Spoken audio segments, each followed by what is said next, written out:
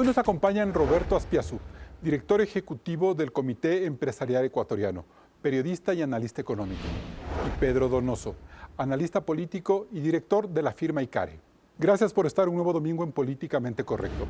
Hoy quisimos realizar el quinto debate presidencial, pero fue imposible reunir en el set de Ecuavisa a 3 candidatos que por sus agendas y estrategias de campaña evitaron entrar en un espacio de confrontación, sana por cierto, a pocos días de las elecciones. Sin embargo, tanto Guillermo Lasso de la Alianza Creo Partido Social Cristiano como Yacu Pérez de Pachacútec aceptaron responder de forma individual un cuestionario elaborado por Políticamente Correcto para luego someterlo a un análisis con los invitados que están hoy con nosotros en el set.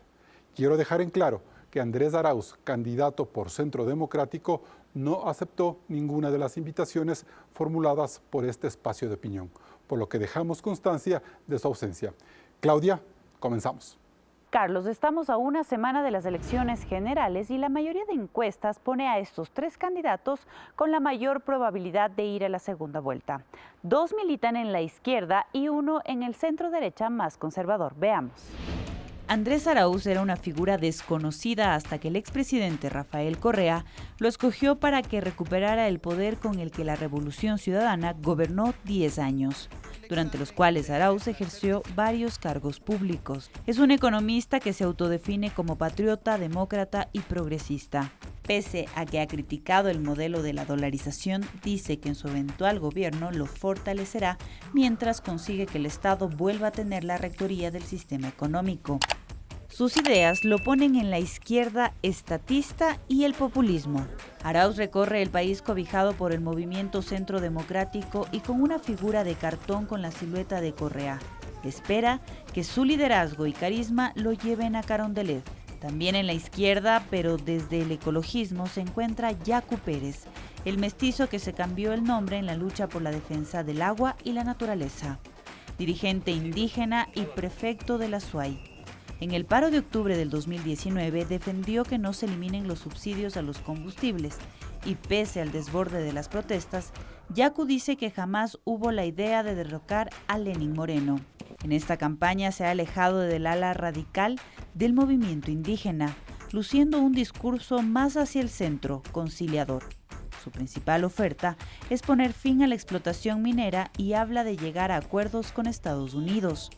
Aunque sus propuestas en materia económica y en la reactivación son más bien generales, Yacu Pérez apunta al voto indeciso y al de los jóvenes.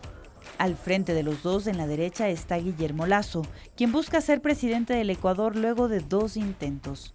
Se ha declarado el líder opositor del correísmo y al morenismo, pese a que sus adversarios le acusan de haberse aliado con el actual gobierno. No esconde sus críticas a ideas progresistas como la despenalización del aborto, pero durante esta campaña habla de bajar impuestos y fortalecer el papel del Estado en áreas esenciales, no impulsar las privatizaciones y renegociar el acuerdo con el FMI, lo que lo ponen más hacia el centro del espectro político. Guillermo Lasso busca llegar a Carondelet con un discurso centrado en la generación de 2 millones de empleos, oferta que será difícil de cumplir. Más allá de la receta que muestran estos 3 candidatos para salvar al Ecuador, la pregunta central para ellos es, ¿qué se juega el país este 7 de febrero? Su destino. Si permitimos que la minería metálica entre a acabar nuestros ríos, nuestra salud, si permitimos que siga la corrupción de manera sistémica y si permitimos que el desempleo y todo este fango en que nos encontramos siga como está, o se da un cambio de verdad. Se juega su futuro. La alternativa es regresar al pasado con aquellos que representan a los acusados de corrupción, huidos del país o que están en la cárcel. Y la alternativa que representamos nosotros, fortalecer la dolarización, generar empleo y crear estabilidad para todos los ecuatorianos. Bien, gracias Claudia por tu reporte y tenemos ya las primeras intervenciones de los candidatos. Roberto Aspiazú, ¿en realidad podemos decir que esta es la elección más importante de los últimos 40 años? Eventualmente sí, yo creo que todas las anteriores igualmente han sido importantes en un contexto algo distinto, pero este en particular evidentemente nos coloca en el dilema de si el correísmo va a volver o eventualmente no lo hará. porque indiscutiblemente el candidato Arauz es fuerte, a pesar que es un novato en la política, es un segundón, pero igual con el aval de la imagen de Correa está posicionado en las encuestas y evidentemente apunta a pasar a la segunda vuelta conjuntamente con Lasso. Evidentemente yo veo que hay una dicotomía en términos de los modelos de país que se quiere o que plantean los propios candidatos, y en esos términos naturalmente el voto debidamente inteligenciado, informado, deberá tomar la decisión más correcta. Así que sí, evidentemente es un verdadero dilema histórico el que tenemos entre manos de cara a la primera vuelta del 7 de febrero. Pedro Donoso, ¿y realmente el correísmo se convierte en esa especie como de dilema? ¿O volvemos al correísmo o tenemos futuro? ¿Se puede decir que de esta manera llegamos al 7 de febrero? Yo creo que finalmente estas elecciones se vuelven cruciales porque más por el contexto que por los actores políticos. Es decir, yo creo que hay que analizar más los elementos que se están jugando, es decir, unos niveles nunca antes vistos de pesimismo en la ciudadanía, una crisis profunda no solo económica y política, sino social y de legitimidad finalmente. Yo creo que la disputa del 7 de febrero es una disputa de legitimidad, es una disputa Pero de... esa legitimidad viene cargada por el miedo al correísmo, la preocupación de que regrese el correísmo, ¿o no? O en su defecto, la preocupación de que regrese también, por ejemplo, el feriado bancario, es decir, digamos, ¿De qué depende? la característica finalmente de esta campaña ha sido abrir esta dimensión del miedo, ¿no es cierto? De lado y lado, ¿no? De lado y lado, es decir, el terror finalmente de que vuelve el correísmo o el terror finalmente de que vuelve el feriado bancario, los dos elementos sin ningún, digamos, sentido profundo, ¿no es cierto? Pero esta elección también se disputa algo que no se está viendo, creo yo, que es la disputa de lo tangible versus lo intangible. ¿Y eso qué significa? ¿No? Significa que creemos que la gente de una u otra manera y su sensación está buscando respuestas a sus necesidades más primarias, ¿no es cierto?, al empleo, pero también hay un componente de esperanza, de necesidad de acabar con ese pesimismo que yo creo que los candidatos, ninguno de los tres lo están viendo. Y para eso hay que tener una buena estabilidad política. Absolutamente, pero sobre todo de una u otra manera, primero manejar la expectativa y de una u otra manera responder a 4 preguntas que son fundamentales para que la demagogia no entre en las propuestas de campaña, que no solo es del qué, que sería la primera, ¿no es cierto?, sino es del cómo. Yo muy pocas veces he visto que un candidato nos explique el cómo, y creo que hay 2 preguntas también muy importantes que tienen que responder: ¿para quién y con quién van a gobernar? Ahora, y precisamente por eso, Pedro, yo quería plantear unas respuestas que nos dieron los candidatos precisamente a ese tema, porque tenemos por un lado a un Yacu Pérez que tiene o que puede sentir, independientemente de cómo gane las elecciones, la presión de la CONAIE, de Leonidas Issa y de Jaime Vargas en un eventual gobierno, tomando en cuenta de que él se está volviendo un político más moderado.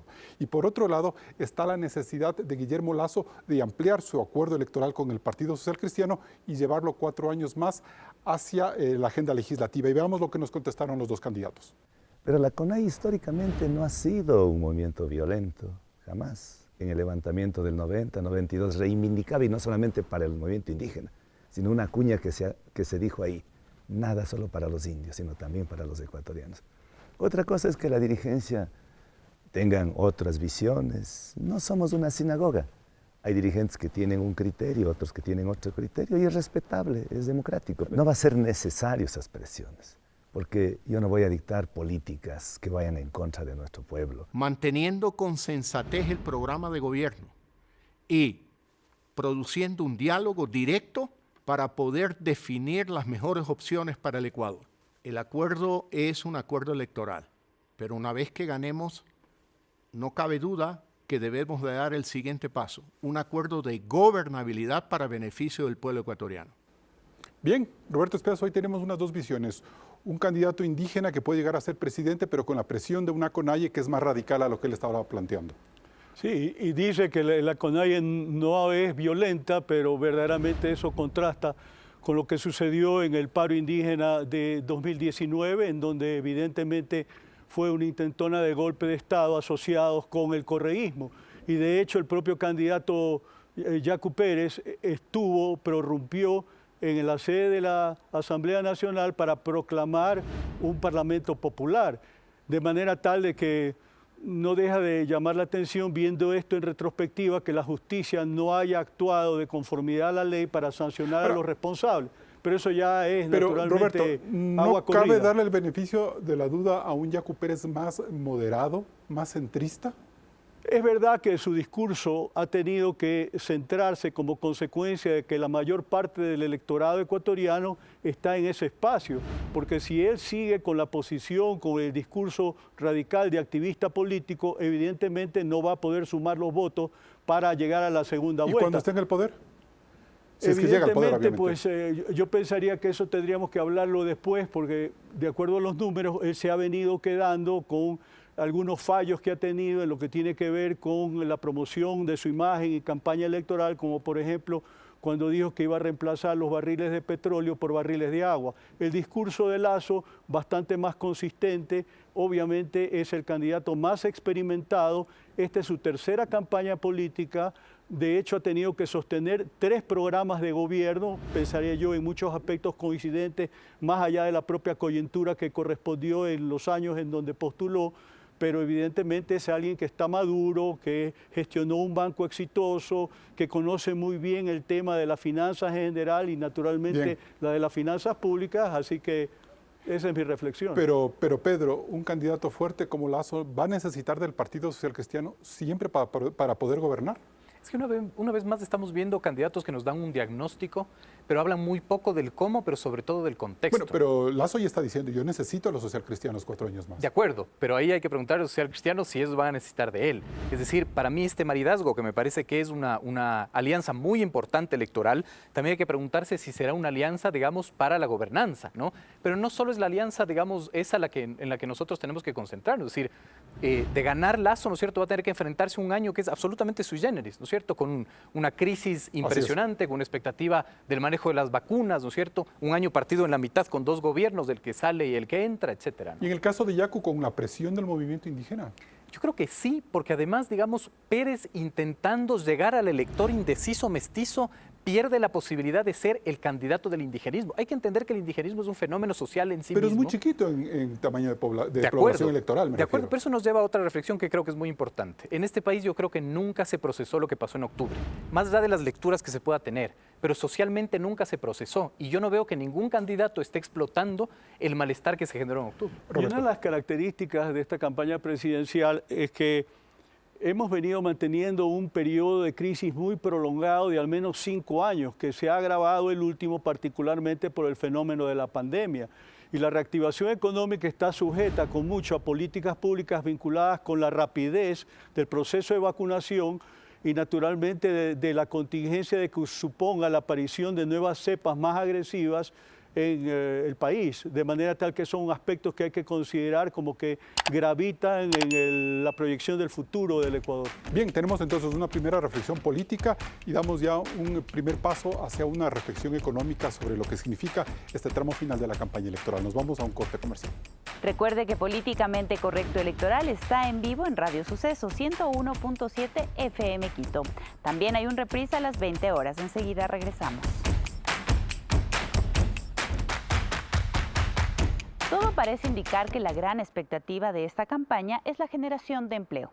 Guillermo Lasso habla de atraer inversión extranjera y crear 2 millones de empleos, mientras que Yacu Pérez ofrece crear 1 millón de plazas de trabajo, estimulando la producción. Escuchemos. Porque a partir del 25 de mayo convocaremos internacionalmente a todas las empresas que quieren invertir en el Ecuador, en el sector petrolero, en el sector energético, en el sector minero, y esto va a producir un encadenamiento de inversiones también en el sector privado. Tenemos que recuperar los 700.000 empleos que se han perdido por la pandemia a través de un rebote de la economía. Segundo, tenemos que recuperar 1.300.000 empleos que se perdieron por la mala política económica del gobierno anterior y del actual, porque el sector público ha llegado a un tope. No podemos ir más allá de donde estamos. Tenemos que impulsar la inversión privada aún en proyectos de infraestructura pública a través de la alianza público-privada, a través de concesiones. No vamos a reducir el empleo público porque hacerlo sería un problema para la economía ecuatoriana. Lo que tenemos es que aumentar los ingresos fiscales por la vía de la duplicación de la producción petrolera. Nuestra propuesta es generar 1 millón de fuentes de trabajo. ¿Cómo?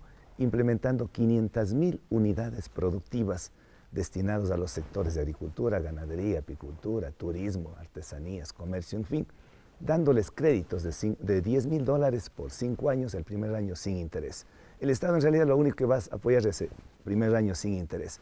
El pueblo no quiere plata, me han dicho a mí, ya no queremos plata, que nos regales, queremos créditos accesibles y con bajas tasas de interés. Y no vamos a crear más burocracia, esto nos vamos a apoyar en el sector privado, en economía popular, en economía familiar, en economía comunitaria, y eso sí es factible. Bien, entonces Roberto Azpiazu, se puede decir que el empleo es el principal motor de esta campaña electoral. Sin lugar a dudas, destacando el hecho de que el empleo se venía perdiendo desde antes de la pandemia por justamente un proceso en el cual el país venía creciendo muy débilmente y es obvio de que finalmente no se estaban generando plazas de trabajo formal como correspondía.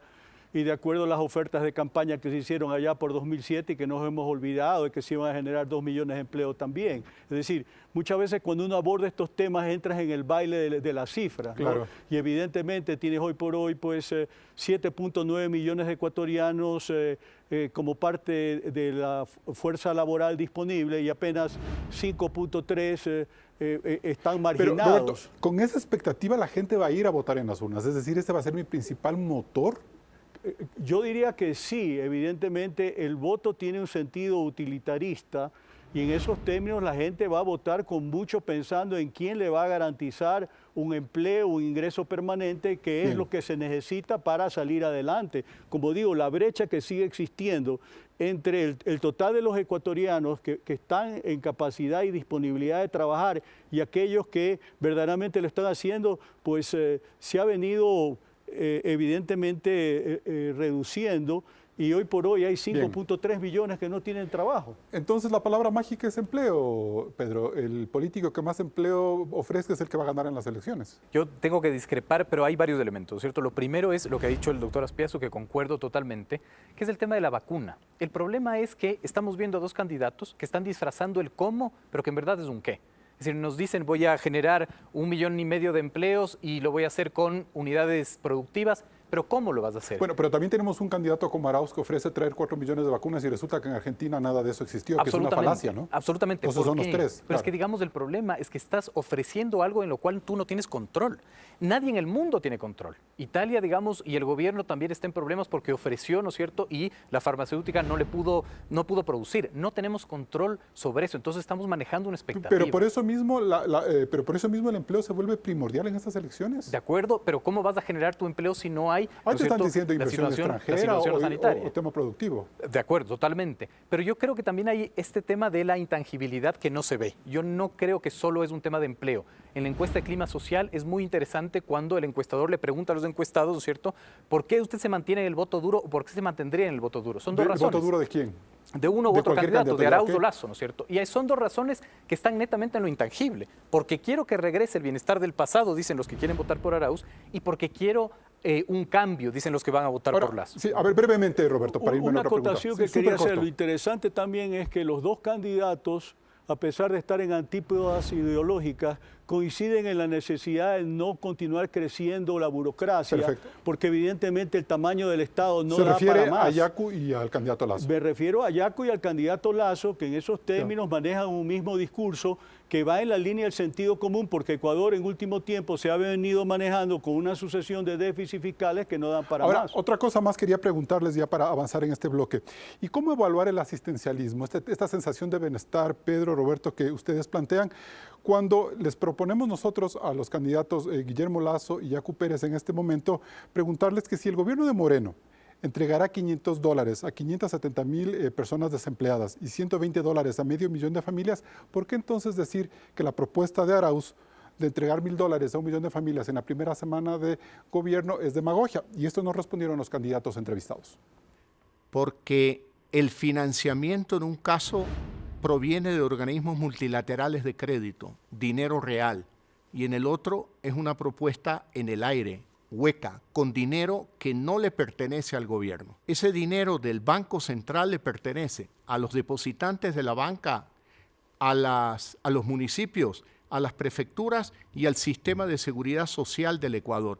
Por lo tanto, ese no es un dinero de propiedad del gobierno. El Banco Central es un banco de reserva y su dinámica es muy distinta a un banco privado. Por lo tanto, no podemos aceptar el engaño de que el Banco Central puede actuar como un banco privado. Son dos funciones distintas. La demagogia está primero que él dice que va a darles $1.000 a 1 millón, desde sacando del Estado de la reserva internacional que tiene, y para eso tiene que reformar el artículo 38 de la Ley de Finanzas Públicas, y eso es imposible. Primero tiene que reformar. Y segundo, hemos dicho, si ellos van a dar $1.000 a 1 millón de personas, ¿por qué más bien no recupera todo lo robado? Ahí tienen $70.000 millones. Con eso no pueden dar $1.000, pueden dar $10.000 y no a 1 millón de personas, pueden dar probablemente a más de la mitad de la población ecuatoriana, unos 10 millones de personas. Simple.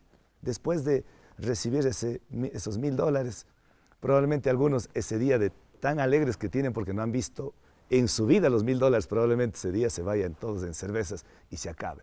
Otra cosa es que la gente valore ese dinero. Uno cuando le regala a alguien una casaca, pues sí se pone, gracias, pero no valora.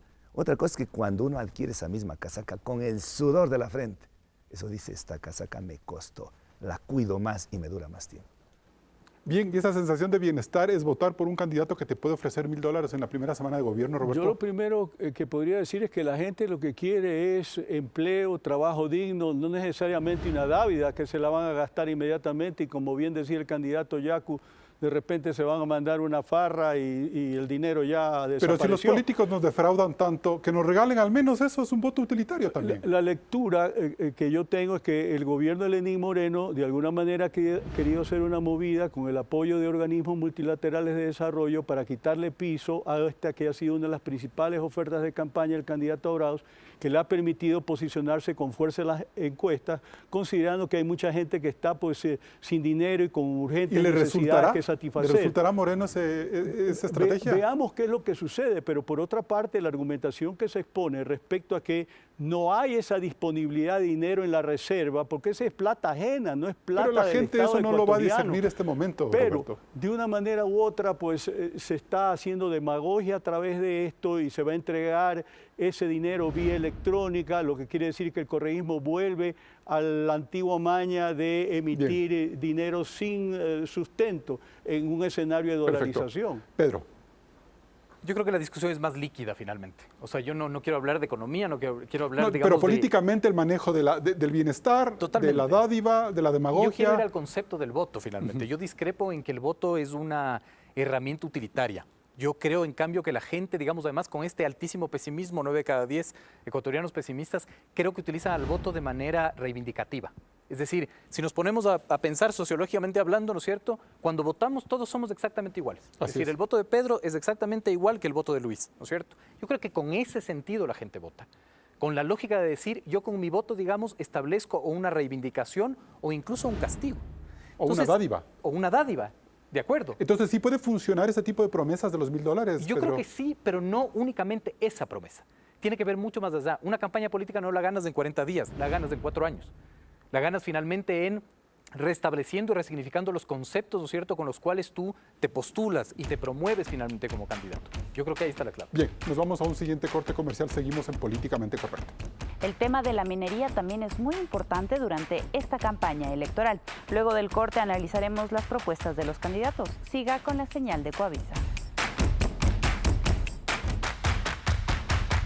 La política ambiental también toma fuerza en esta campaña electoral y quizás Yacu Pérez es quien se identifica con el ecologismo que se supone que es lo que más cala en los jóvenes.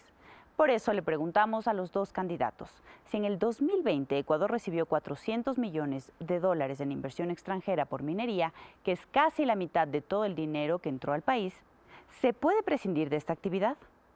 La minería es pan para hoy, hambre para mañana. Hoy da algo de utilidades, de recursos, pero los pasivos ambientales son gigantes. Ni en términos económicos es conveniente la minería metálica, peor en términos ambientales. Aquellas concesiones de explotación, caso Fruta del Norte, creo que es la otra, en Mirador, que ya están en plena etapa, ahí tenemos que ser rigurosos en el control de los estándares socioambientales, con la Constitución y la ley en la mano. Si no lo cumplen, se suspende y hasta se puede declarar la caducidad. Pero en el resto de proyectos que no están en explotación, consulta popular. Que no sea el presidente ni sea el ministro quienes decidan, sino sea el soberano.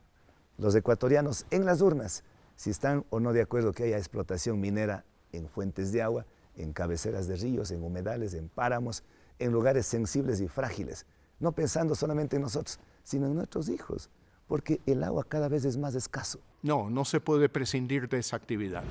La vamos a promover con dos condiciones. Primero, que respete el medio ambiente y segundo, que respete una consulta previa vinculante a las comunidades. Una consulta previa porque las comunidades tienen que pronunciarse respecto de explotación petrolera o minera en las zonas de influencia de la comunidad.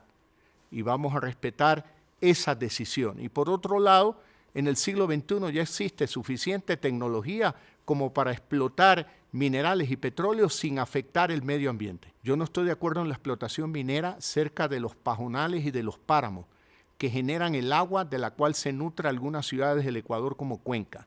Pero se puede explotar minas en lugares muy lejanos a efectos de preservar la naturaleza y no impactar al agua. Bien, Pedro Donoso, viendo las declaraciones sobre todo de Guillermo Lasso, nos da la sensación de que lo ambiental, lo ecológico se vuelve un clivaje en estas elecciones, sobre todo por la brecha de generación y de edad. Que yo creo que sigue siendo un mito. Lo que más me molesta a mí de la época eleccionaria es que todo se reduce a unos simplismos impresionantes, ¿no? Es decir, yo no sé si Lasso está entendiendo que hacer una consulta previa a las comunidades es un proceso político-social muy complejo. Muy complejo. Pero bueno, hay que hacerlo, ¿no? Porque la Constitución lo mantiene. Pero no es vinculante finalmente, ¿no? Es decir, en algunos casos sí, en otros no, pero él está ofreciendo... Correa no las volvió vinculante, pero a lo mejor un próximo gobierno sí. Pero eso está anunciando Lasso del video que acabamos de ver. Él dijo consulta previa vinculante, Bueno, ¿no? Entonces, bueno, es un deseo. esto trae, digamos, una complejidad social también y política, porque no es que las consultas previas se hacen así nomás, sino que también intervienen Pero intereses entonces, ¿qué políticos. busca Lasso? Yo creo que congraciarse con un sector de la población, pero que también nace desde un mito. Es decir, yo creo que sigue siendo un mito que los millennials finalmente per se son ambientalistas. No necesariamente. ¿Ya? Hay millennials que no lo son. El problema es que cuando el candidato no tiene una suficiente evidencia científica para saber de una u otra manera cuál es el perfil ¿Y del todos millennial. los indígenas son ambientalistas? Esa es otra pregunta, absolutamente. Hay que analizarlo. No hay una respuesta de sí o no. Ni todos los indígenas son ambientalistas, ni todos los millennials son ambientalistas. Es decir, hay que tener una respuesta y construir ese mensaje la real. marca país de Yacu Pérez necesariamente puede ser otra. Absolutamente, que yo creo que lo es finalmente, ¿no? Ya, perfecto. Roberto Aspiazu, pero ¿hay entonces que dejar de lado la minería en este momento, dada la crisis que vive el país? De ninguna manera, porque finalmente uno tiene que plantearse de dónde van a salir los recursos para cumplir con todas las promesas de campaña. Evidentemente no tenemos la máquina para imprimir billetes y Todavía. de alguna manera todavía, ¿no es cierto? Surge la suspicacia alrededor de ello. Y fíjese que en el escenario de crisis del año pasado, durante la pandemia, el sector minero realmente fue uno de los que más impulsó la economía y las exportaciones, al punto tal de que en 2020 sumaron alrededor de 1.000 millones Pero Yacu de Pérez dólares. dice que te deja baja rentabilidad y que te destruye el medio Bueno, ambiente. siempre hay esos argumentos, pero yo planteo por otro lado, ¿a qué obedece la riqueza histórica de un país como Chile? Al cobre. ¿A qué obedece la riqueza de otro país vecino como Perú? A la plata. Igualmente podríamos extrapolar esto y referirnos a países que son intensivamente mineros como Sudáfrica, Canadá, Australia, y evidentemente desarrollan una minería con cuidado al medio ambiente y es uno de sus principales rubros de riqueza. ¿Sí se puede tener cuidado del medio ambiente? Yo pienso que sí y deberíamos apuntar en esa dirección. Yo entiendo que este tema tenga tanta sensibilidad de cara a la campaña electoral, pero por otra parte quiero destacar que tampoco es que hay un total divorcio entre el discurso del candidato Yacu y el candidato Lasso. Hay muchas líneas de coincidencia. ¿Y eso qué significa?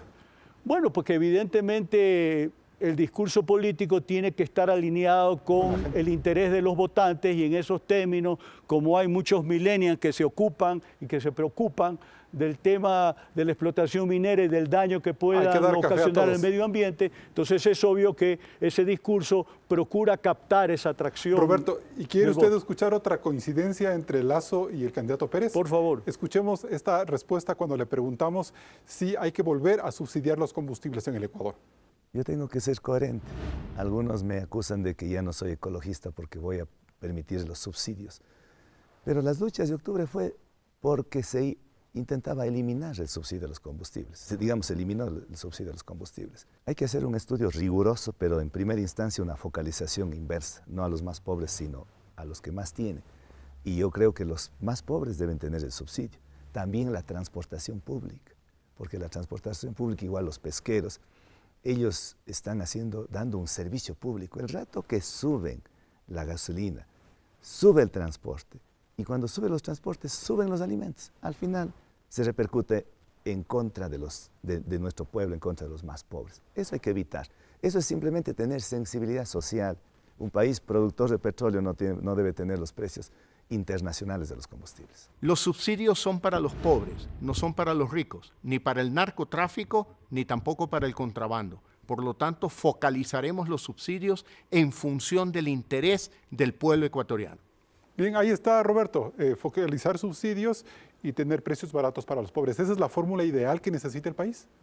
El problema pasa por el hecho de que en el escenario de quiebra en que se encuentra el Estado ecuatoriano, mantener un subsidio a los combustibles se convierte en un dolor de cabeza.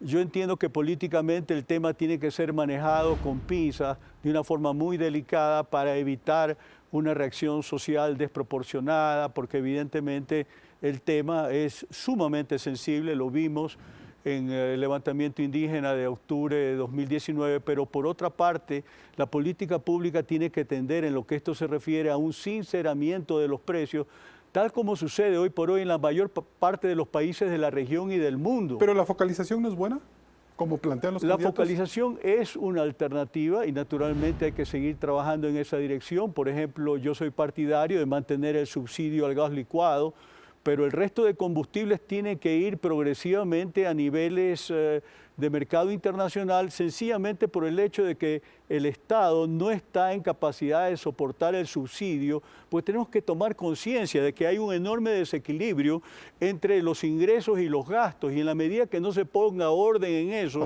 no estamos en condiciones de estar entregando subsidios. Pedro, pero ahí entonces está en esta discusión alrededor de los subsidios el espíritu de octubre, la lucha de octubre. Yo le hubiera recomendado a Yacu Pérez que mejor venga a debatir porque ese video finalmente no le ayuda en nada, ¿no? Y no le ayuda en nada porque esto a mí me demuestra que octubre está huérfano de candidato presidencial. Es decir, nadie logró entender, digamos, y sintonizar lo que sucedió en octubre, socialmente hablando, digamos, ¿no? Hay que condenar la violencia, todo lo que quieran, pero finalmente ningún candidato presidencial, de lo que yo he visto, ¿no es cierto?, ha apadrinado octubre y ha utilizado esa bandera de lucha, digamos, para reivindicar. Pero en octubre estuvieron los desempleados, la gente que no tiene trabajo. Eso es lo que te digo. Entonces ahí hay un dato, el empleo. Por supuesto, pero es que no funciona tan así, digamos. Yo creo que octubre fue reivindicativo, fue simbólico, más que otra cosa. Digamos, yo no creo que se discutía ahí el subsidio no específicamente. Se discutió un montón de cosas, se discutía 100.000 niños fuera del sistema educativo, se discutían una tasa de suicidios brutal. Y nadie tiene esa agenda, ningún candidato. Yo creo que octubre está huérfano de candidato presidencial. ¿Y a dónde apunta Arauz en este tipo de temas de extractivistas, minería? ¿Qué está vendiendo Arauz? Digamos, yo creo en ese sentido también juega a tener una identidad sin raspar mucho, ¿no? Improvisaciones. Una improvisación, pero yo creo que finalmente la identidad que puede hacer el elector con lo que sucedió en octubre no va a salir de la oferta de un candidato, sino de la capacidad del elector de construir un silogismo y unirlo finalmente. Bien, me voy a un siguiente corte comercial, seguimos en Políticamente Correcto. Luego del corte aquí en Políticamente Correcto Electoral, analizaremos las propuestas de los candidatos en temas de inseguridad. Regresamos enseguida. Es claro que las relaciones entre Ecuador y Estados Unidos son fundamentales para tener un buen intercambio comercial. Pero esta vez preguntamos a Yacu Pérez y a Guillermo Lasso si Estados Unidos debe seguir siendo un aliado de Ecuador en la lucha contra el narcotráfico y el crimen organizado. No me complico porque además, ¿quién es el país con quien más relaciones comerciales tenemos? Es Estados Unidos. Entonces, hay que trabajar con ellos, lo que sí, cuidando la soberanía nacional. La soberanía nacional no podemos nosotros sacrificar por un acuerdo con Estados Unidos. Hay que cuidar los intereses de la mayoría de los ecuatorianos. Yo no voy a gobernar para Estados Unidos o para el FMI. Yo voy a gobernar para los ecuatorianos porque ellos son quienes nos eligen. Pero hay intereses comunes. Luchar contra el narcotráfico, luchar contra la corrupción, luchar contra el calentamiento global, luchar contra el crimen organizado. Creo que eso nos une. Definitivamente que sí. Necesitamos Estados Unidos y países como Colombia y Perú en la región para juntos defendernos de las amenazas del narcotráfico, de la trata de personas y de otros delitos internacionales que rebasan el territorio ecuatoriano. Pedro Donoso, a la CONAIE no le va a hacer mucho gracia que su candidato a la presidencia plantee con pragmatismo y me parece que con inteligencia y sentido común un acercamiento en seguridad con los Estados Unidos. O sea, por eso te digo, creo que mejor a Yacu le venía venir al debate, ¿no? Lo que me preocupa aquí es que no solo la CONAIE, recordemos que los dos videos que tú has, o los tres candidatos que están repuntando las encuestas, nacen de alianzas. Eso es importantísimo recordar. Y Yacu Pérez tiene una alianza. Pachacuti tiene una alianza nada más y nada menos contra el ex MPD. Entonces, yo no sé si es que en el caso de llegar a gobernar, ¿no es cierto?, Pérez pueda controlar un sentido de gobernabilidad con ese tipo de declaraciones o con ese tipo, digamos, de decisión Pero hay política, realidades, ¿no?, que se te presentan en la vida, como esta, por ejemplo. Yo no discrepo, no digo que no, finalmente. Lo que digo es cómo logras una gobernabilidad con grupos extremistas como Unidad Popular, ¿no es cierto?, y cómo te sostienes. Entonces, siempre tenemos en mente la alianza Partido Social Cristiano, creo, pero también hay que recordar que Pachacutic tiene una alianza y que Pachacutic en sí mismo tiene que mantener un equilibrio político con Dadas las CONAIE, circunstancias, ¿no?, de lo que está viviendo este país en materia de narcotráfico que se está desbordando, ¿usted cree que Arauz va a mantener la misma relación que ha tenido este gobierno con Estados Unidos o ahí habrá una ruptura si es que él llega al poder? Es una pregunta muy difícil de contestar, digamos. Incluso yo no siento que el candidato Arauz haya sido tan claro en ese sentido, ¿no? Y creo que las presiones políticas también que él pueda recibir establecerá cuál sea la decisión que él tome. Roberto. Por mi lado, pues decir de que ha sido uno de los guiños más importantes de Yacu al electorado del centro, manifestarse abierto, dispuesto a un acuerdo comercial con los Estados Unidos, lo cual no ha estado muy en línea con la posición de la CONAIE, de Pachacuti histórica. Ellos estuvieron contra la base de Manta y todo lo demás. Siempre han estado en contra de cualquier tipo de acercamiento geopolítico con los Estados Unidos. Pero ahí va a haber entonces problemas políticos con las bases de Yacu Pérez, ¿o no? O a lo mejor no. Sí, yo no lo sé, tendría que decirlo el propio Yacu, que no está aquí, pero el punto es que yo estoy por lo menos en eso de acuerdo con él, más allá que pueda tener muchas otras discrepancias, porque eso es sentido común. Estados Unidos es por lejos nuestro principal socio comercial y en un escenario en el cual todos los países de América Latina de la cuenca del Pacífico, exceptuando el Ecuador, tienen un tratado de libre comercio con los Estados Unidos, ya es hora de que nosotros lo tengamos. Si ganaría Arauz el gobierno, ese mapa geopolítico se va a mantener de Ecuador aislado de esa cuenca.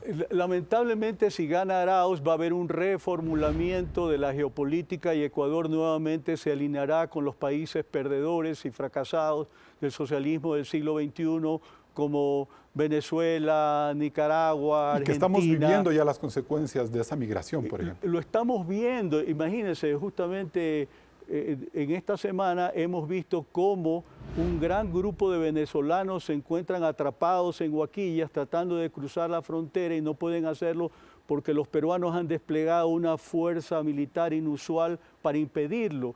Y naturalmente la reflexión que debería hacerse el votante ecuatoriano es ¿por qué sucede esto? ¿Será porque el socialismo del siglo XXI en Venezuela funciona tan bien de que todos están contentos? Obviamente no. Ahora, Roberto, otra cosa más, la seguridad geopolítica no es la única con la que debe luchar el gobierno, el próximo presidente, sino también la seguridad interna. Y lo que hemos visto esta semana con el triste asesinato de nuestro compañero de Coavisa, Efraín Ruales, nos muestra una necesidad de tomar una posición como gobierno frente al tema de la delincuencia. Y mire lo que nos contestaron los candidatos. Necesitamos un gobierno que responda, no un gobierno timorato frente a la delincuencia, un gobierno cobarde frente a la delincuencia, porque lo que debe hacer es apoyar a la fuerza pública, respaldar a la fuerza pública y luchar contra los delincuentes, tanto locales como bandas internacionales en el Ecuador. Esto es consecuencia de la corrupción, del desempleo, de la tragedia económica que heredamos. ¿Cómo combatir? Generando empleo, saliendo de esta pobreza, corrigiendo la corrupción, siendo implacables contra la corrupción. Pero antes de eso también, paralelamente, hay que organizar a la ciudadanía, a los vecinos, a los barrios, que la Policía Nacional articule esfuerzos conjuntos con la Policía Municipal, con todos los gobiernos locales. Bien, Roberto, ¿ese va a ser un gran problema del próximo presidente? Seguridad sin duda es también un tema importante en la agenda nacional porque una consecuencia directa de la pérdida de empleo masiva que ha habido a raíz de la pandemia es justamente que los niveles de delincuencia y de violencia han aumentado. Al punto de llegar al robos. sicariato, Roberto. O sea, ¿el sicariato es la consecuencia de la falta de empleo o es otra cosa mucho más grave? No me estoy refiriendo específicamente al sicariato, es una de tantas manifestaciones, pero en general el tema de la delincuencia ha venido increciendo poco a poco y evidentemente ha llegado a un nivel en el cual tiene que haber una respuesta categórica desde la política pública. ¿Y la respuesta de Lazo es correcta? Yo aprovecho la oportunidad también para expresar mis condolencias a la familia, evidentemente también Ecoavisa por el fallecimiento del conductor, artista Efraín Ruales y sobre todo formular votos para que esto no quede en impunidad, porque eso es parte del problema. Mire usted, Fausto Valdivieso, que fue un colega nuestro de tantos años, una década que está muerto y resulta que hasta ahora sabemos quiénes son los culpables. Ojalá que no ocurra ahora lo mismo. Esperemos. La respuesta categórica a la que usted apela es la que tiene Guillermo Lazo hasta este momento. Mano dura, no gobiernos blandengues, es hora de enfrentar con toda la fuerza la delincuencia. Yo estoy totalmente de acuerdo con esa posición, porque es la única manera que el Ecuador va a poder vivir con seguridad, con tranquilidad, que se merece y que es, de paso dicho, se ha dicho, una garantía constitucional que tiene que ser aplicada. Perfecto. Pedro. El tejido social está roto, digamos. Esa es la respuesta de por qué tienes una inseguridad de esos niveles, ¿no? Yo no soy partidario, la ciencia además lo demuestra, que la mano dura no va a resolver el tema de la inseguridad. Pero las mafias que operan en las cárceles, el que te mandan a matar... Evidente, eso es porque el tejido social está roto, pues, finalmente. Pero también porque llegó el narcotráfico en los últimos años. Es porque el tejido social está roto, finalmente. Es decir, siempre la respuesta te dice porque de una u otra manera, ¿no es cierto?, hay una deformidad en las relaciones sociales. Porque hubo gobiernos que toleraron y permitieron este tipo de... autoridades en general. Digamos, yo creo que no puede ser tan simple el narcotráfico, problema. ¿No? Creo que no puede ser tan simple el problema. Es que si los llevamos al tejido social tampoco tenemos una respuesta. No, porque de una u otra manera, ¿no es cierto?, con políticas públicas, yo concuerdo, con políticas públicas que no tengan la lógica de la seguridad como fin, sino la recomposición del tejido social, el bienestar, etcétera, va mejorando de una u otra manera. Y mientras tanto, ¿qué hacemos cuando vemos esos asesinatos criminales que acaban con la gente, robos en los que la gente se indigna, no está esperando que haya una recomposición social? No, totalmente de acuerdo. Sin embargo, el estadista, ¿no es cierto?, el político no tiene que ser demagógico, ¿no es cierto?, de decir yo establezco una causalidad mágica para responder a los temas, sino que tiene que tener una política pública. Respaldo a la fuerza pública, no gobiernos malandengues, ¿eso es demagogia? Bueno, ¿por qué no te explican el cómo? Sí, obviamente, respáldeles, de acuerdo. ¿Quieres reformar el COVID? Va a tener que tener una mayoría en la Asamblea. ¿Va a tener una mayoría en la Asamblea? No sé. Entonces caes también en la demagogia de decir otra vez el qué, el diagnóstico y no tener una especificidad en el cómo, ¿no? ¿Nos llevamos a ese punto, Roberto? Pues yo pienso que de una manera u otra el tema de seguridad está posicionado con fuerza en la agenda nacional y está exigiendo respuestas porque es de alguna manera un clamor ciudadano. Si la parte punitiva va a significar el factor determinante en cuanto a los correctivos, me refiero al hecho de imponer leyes mucho más severas, eso está sujeto a discusión, pero desde el punto de vista de una mejor dotación, organización de la fuerza pública, policial, militar, para tal efecto, indiscutiblemente tenemos que trabajar permanentemente en esa dirección. Eso es lo que la gente espera, poder salir de su casa con seguridad y sin incertidumbre de que a la vuelta de la esquina lo van a asaltar. ¿Y la seguridad también es un clivaje en estas elecciones, Pedro? Yo creería que sí. ¿En todo el país o en determinadas ciudades? No, yo creería que sí en todo el país porque está relacionado con el tema de la percepción, con la percepción y el estado de ánimo. ¿Y esa percepción qué nomás lleva? ¿El narcotráfico, el robo, el desempleo, la migración venezolana? Absolutamente todo, digamos, nuestra sensación de inseguridad, pero sobre todo esta sensación de orfandad del Estado con el ciudadano. Es decir, de una u otra manera, el pesimismo para mí tiene que leerse como un sentido de orfandad, de abandono del ciudadano, en donde ni siquiera las instituciones con las cuales, digamos, el ciudadano no se sentía tan identificado, ahora también la han abandonado, ¿no? Perfecto. Nos vamos a un siguiente corte comercial y volvemos con las conclusiones. Entramos en etapa de conclusiones. Pedro Donoso, ¿por qué es importante esta elección del 7 de febrero? Creo que porque, digamos, el Ecuador se está enfrentando a un año en donde todo está en disputa, digo yo, ¿no? Es decir, el 2020 era un año en donde nada estaba en su lugar, hoy yo siento que el 2021 es el año en donde todo va a estar en disputa y en donde de una u otra manera existe esta profundización de una crisis de legitimidad y en donde eso tiene que recuperarse en el Ecuador, ¿no es cierto? La capacidad de poder creer en el otro, ¿no es cierto? Y establecer una estabilidad política que nos lleve a días mejores, ¿no? Roberto Aspiazu. La reflexión va en la línea de que sí, la elección del 7 de febrero, por no hablar de antemano en una segunda vuelta, es absolutamente crucial. Y el dilema es, ¿realmente los ecuatorianos vamos a mirar al futuro o vamos a convertir el pasado en el nuevo futuro? Yo creo que esto último sería un gravísimo error desde el punto de vista de que tuvimos una larga experiencia con el correísmo en términos de lo que significó de autoritarismo, de falta de respeto a la libertad de expresión, de la aprobación de una ley orgánica de comunicación que era sin duda pues una cortapisa para que se puedan denunciar los casos de corrupción. Y no se diga este factor que es tan importante, ¿no? De que tanta gente se enriqueció y como ponía en un Twitter el otro día, de que el resultado de todo esto vaya a ser de que los de mono de naranja y los de grillete electrónico nos vuelvan a gobernar. Bien, a lo largo de estas semanas este programa ha planteado un debate frontal entre los candidatos a la presidencia de la República para conocer sus planes de trabajo. Hemos logrado hablar con 12 de ellos. Por problemas de agenda, el duelo entre Carlos Agnés de la Bastida y Gerson Almeida no se pudo concretar, mientras que Isidro Romero le dio poca importancia a este espacio de debate y Andrés Arauz tampoco aceptó el reto. En todo caso, quiero agradecer a los candidatos que sí demostraron su espíritu democrático y que ahora esperan el veredicto de las urnas. Solo cabe insistir en que el destino de nuestro país no depende del próximo presidente, sino de cada uno de nosotros, que con responsabilidad ejerzamos nuestro derecho a votar de forma consciente y patriótica, pues solo de esta manera estaremos construyendo un futuro mejor. Un buen inicio de semana.